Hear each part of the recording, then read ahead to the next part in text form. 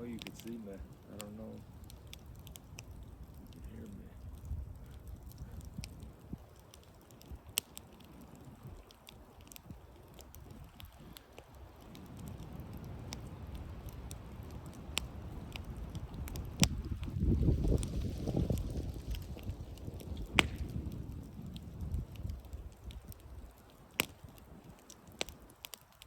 Fire.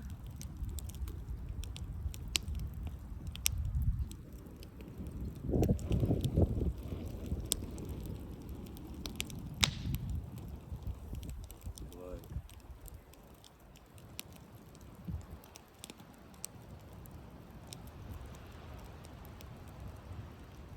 Life. This fire.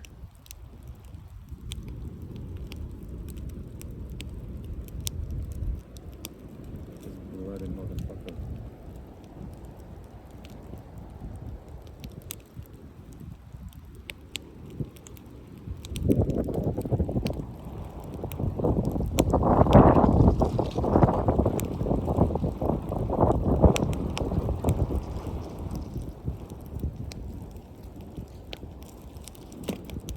What if I name this fire? What's the difference between me and it, really?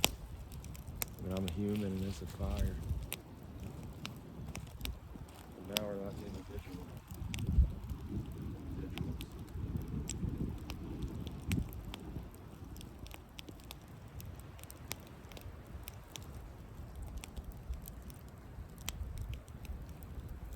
Saber.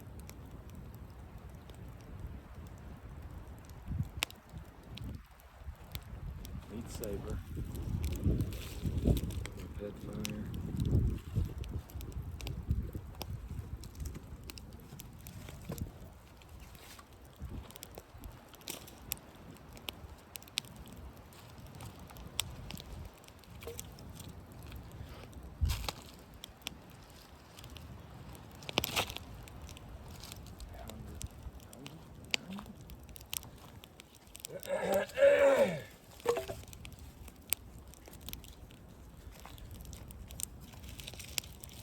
Ooh, if you think about things, what are the reason things with names? Why do they have a name? You know? What gives you a name? What gives you a name is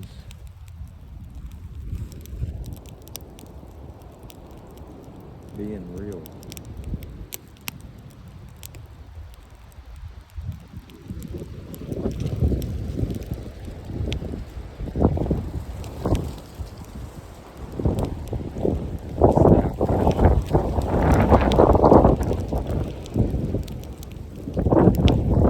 Objective.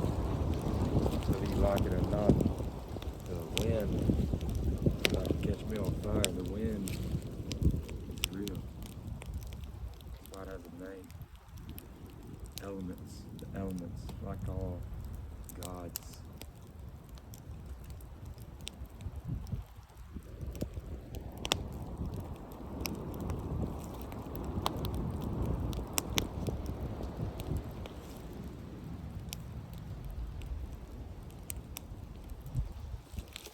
Maybe we're gods.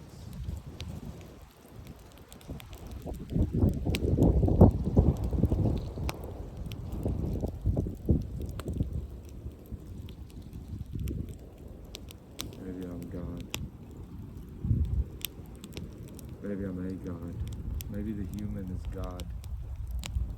And if you become an individual,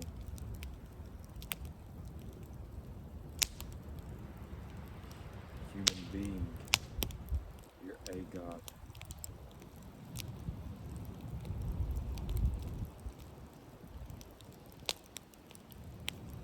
Maybe I'm on fire. You know, I really think these things, I just don't really have any reason. I don't know what it means that I'm a God. I feel good.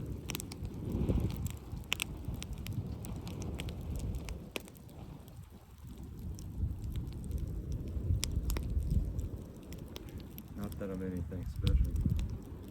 It's just the truth of being a human being.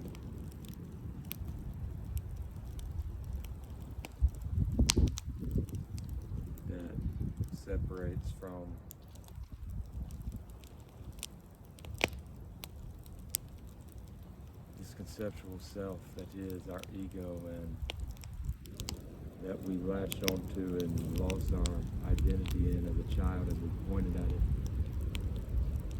We felt some pain or what have you, and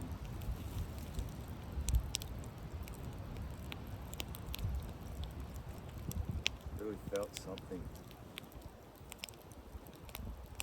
felt anything that we didn't like in our body, and from being in our body, it draws us up into this conceptual identity so that we don't have to feel it. And being called this word that is our name up until that point, and we're looking for that word. What the fuck is that everybody keeps calling me? And that gives us a landing place. And we grab it and we become it. And it ties us up into this conceptual existence of only what we're able to word about our experience being what is. Only the things that we're able to give a name to and make sense of is all that exists, and everything else, by the way, being our entire experience up to that point,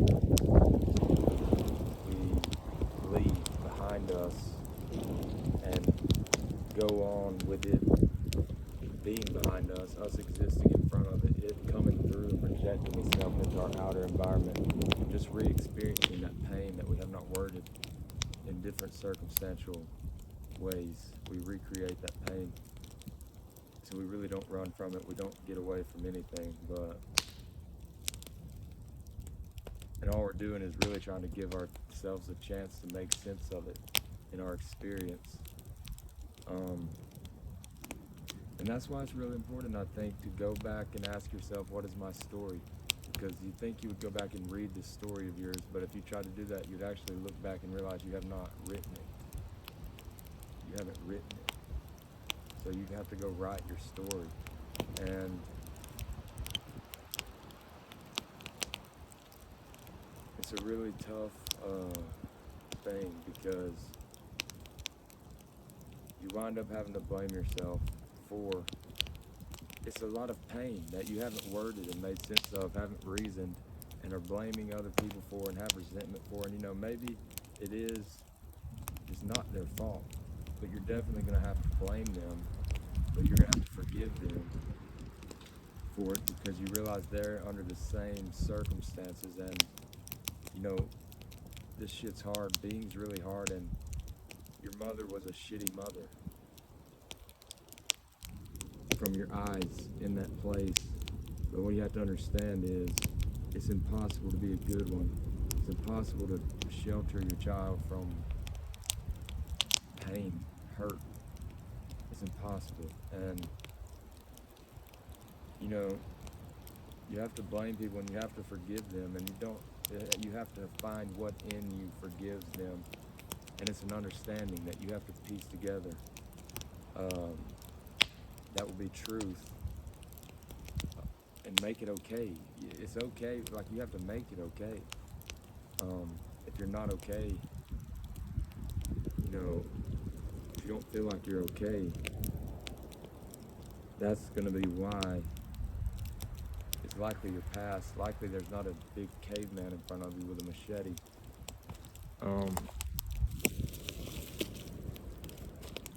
And you have to reason it and make it okay, because it is okay, and nobody, is to blame. And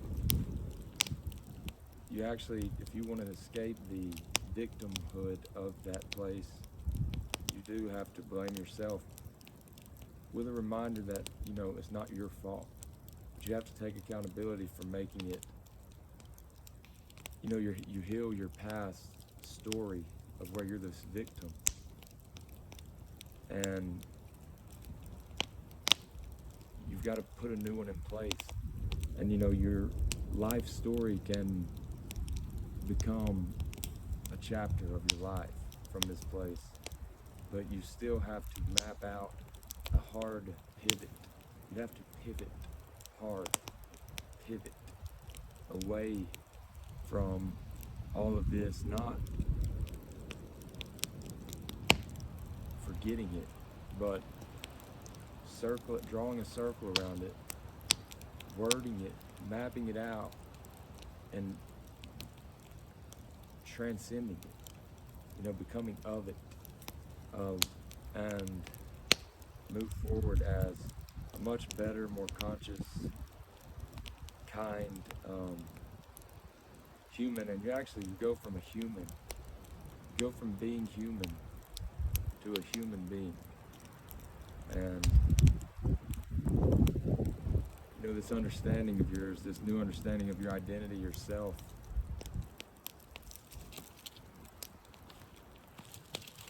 that is our world. Our world is nothing but a projection of our own understanding. Our experience is subjective. We have a subjective experience that is our world, and it comes out of what, this objective world where these things have these names, but what do they mean to you is a whole different, what fire is. Fire is. What is fire to me? What is fire to you? Two different experiences of the same thing. Fire is objective. What is fire to me is different than what is fire to you. It's all you have to offer, your understanding. You map out meaning of life and what it is being, and you're the only person in the world that has that understanding. And that's what you have to offer. It's yourself. You become yourself, one with yourself. And ultimately, maybe why you're not okay is because this past of yours is so pressing and is calling to be healed. This subjective experience we have is not drawn out of the objective world necessarily. We don't take it in. We cast it out. And it's like a boomerang. And, it's ourself that we project onto the objective world, and our past and the filters that it is ran through are put in place by our past experiences. And what it is, who knows? But what it's made into when you experience it is, who you are. And if you want to know yourself, you do go inside, but ultimately you're taken back out in front of you to look and realize anything you want to know about yourself is really behind the question why your experience is what it is. With someone else, look at the same question and both write your answers down and look at the difference in your two answers. Like, where does that difference come from? That very difference is who you each are as individuals. Why is your answer this and why is their answer that?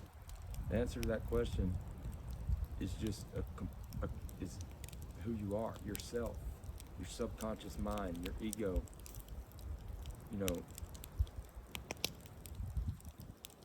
And so many of us, like when we're young, get tied up in this egoic identity, and we become subjective to our self.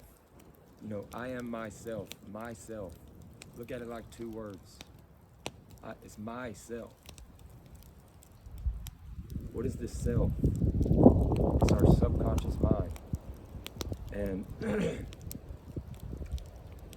when we lose our identity in it, we become subjective to it, and we're just sitting in its seat. And we have it's complete control over us. We can't look into it when we're wearing its glasses. We see the world through its glasses, and we take these glasses off, and now there's this different world in front of us. And at the same time, we see that this world we were just living in is not anything other than a pair of glasses we had on. And it's like an ego death. and you can hurry up and put those glasses back on, but you're not going to forget. And if you were running from it, you're only going to have to run faster, and the circles back to taking them off will get smaller and smaller, and it will lead to self-destruction. But it's a chance, it's an opportunity. When those glasses come off, you save yourself. They likely come off because that's what you need to do. You know, maybe some people are so dumb that they wind up never having to confront themselves, you know, and they're just harmless. I believe, it's my belief, that when your glasses come off, it's because you're caught, this past of yours that is pain to you, where you were hurt, is causing harm to other people. And if you don't fix it, you're fucked.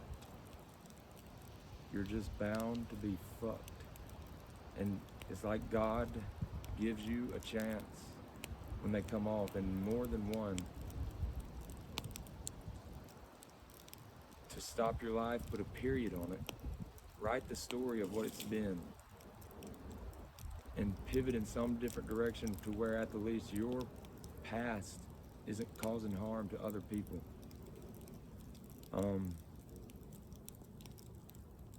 Because, I mean, that's the last thing you want to do, but unfortunately, you know, that's how we roll.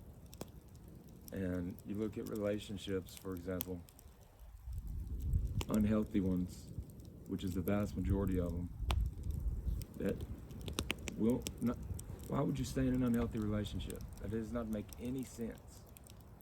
And it's because you cannot be with yourself. The only thing you fear worse than going home to some hellish argument person is to go home and be by yourself. And you can't, you know, and you wind up just blaming each other for all this shit of the other one you can't deal with. I can't deal with you, but I stay with you because I can't be by myself, and just blaming each other for not being able to handle the very shit that you, about yourself, that you can't handle either, which is why you won't leave the relationship. Because you can't handle yourself, but you're going to blame this other person for not being able to handle you. And lucky you, they're doing the same fucking thing, so nobody's going anywhere until you have no choice. And if you're lucky, when your glasses come off, you'll have no choice but to figure it out, and you will not be able to put them back on. And unfortunately, it's almost then, when we have no choice, that we take this action out of our, when we pop out of the seat of our subjective seat of our subconscious mind, to not sit back down, to not go to deeper into entertainment,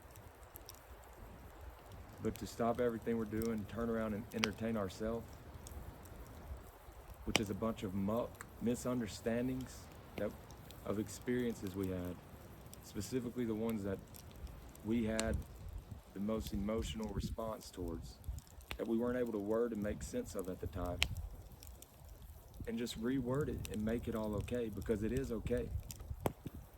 And through empathy, you find empathy in you that will let you move forward, and that is to understand what has happened and realize everyone else is going through the same thing, and not expect or blame them to take this action that you realize you have no choice but to take. Because the truth is, if you have a choice, you likely will not. And you know, they have a choice. If they're harming you, make space in between the two of you.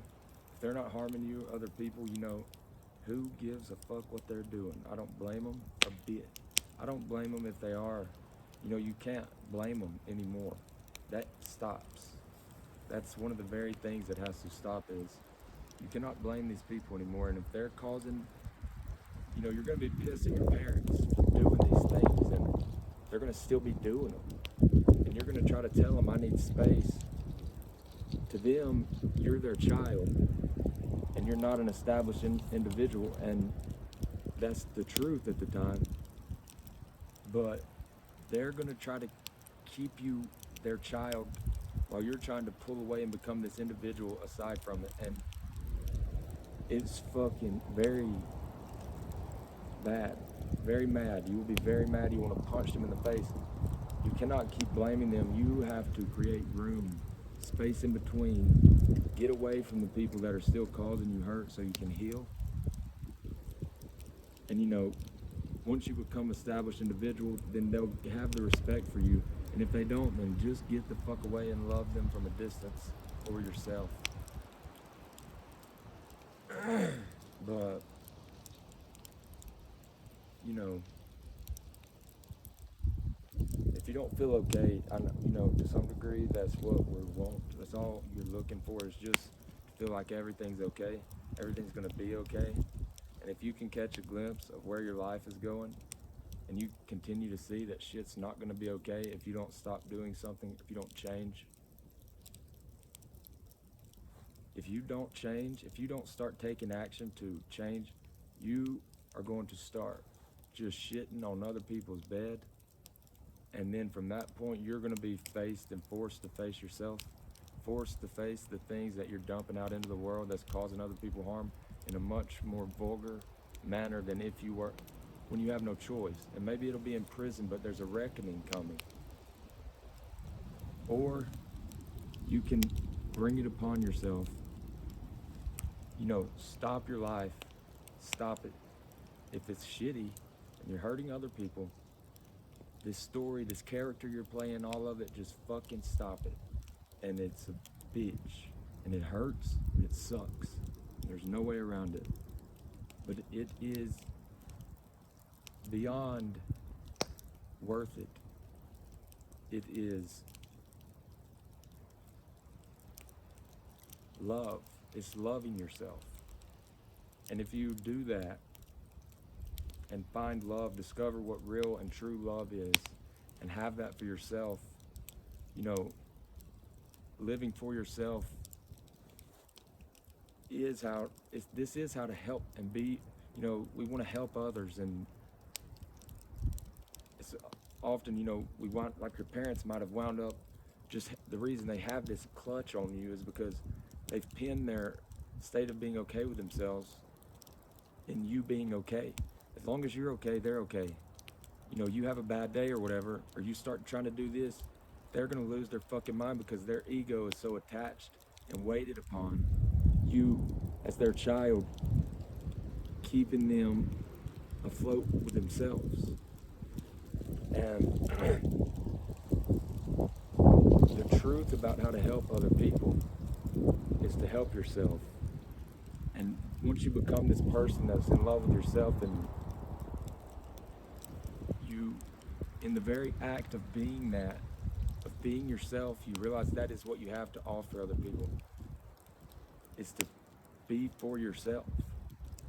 Okay, how can you help anybody else if you cannot help yourself? You can't. You can use another person to help each other, and that's boiling yourself, each of your existence down to saving one person's life, and you're really not doing that. You know, if you want to help the world and see color,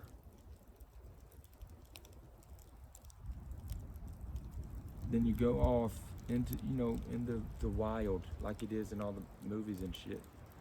And you go and you be alone until you don't need another person to be okay. You establish a state of peace within yourself without needing another person. And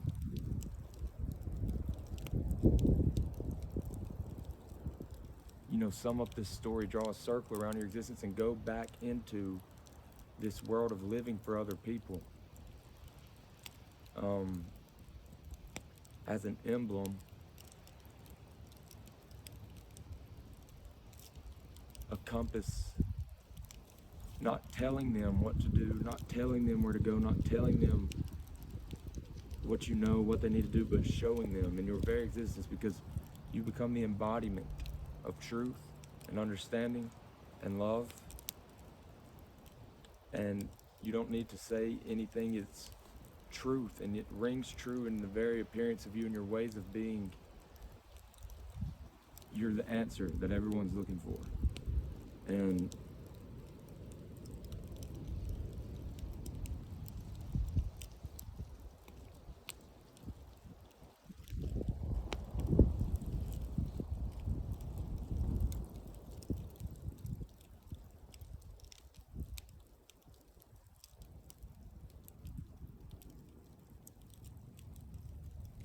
maybe you'll have a name other than the one your mother gave you.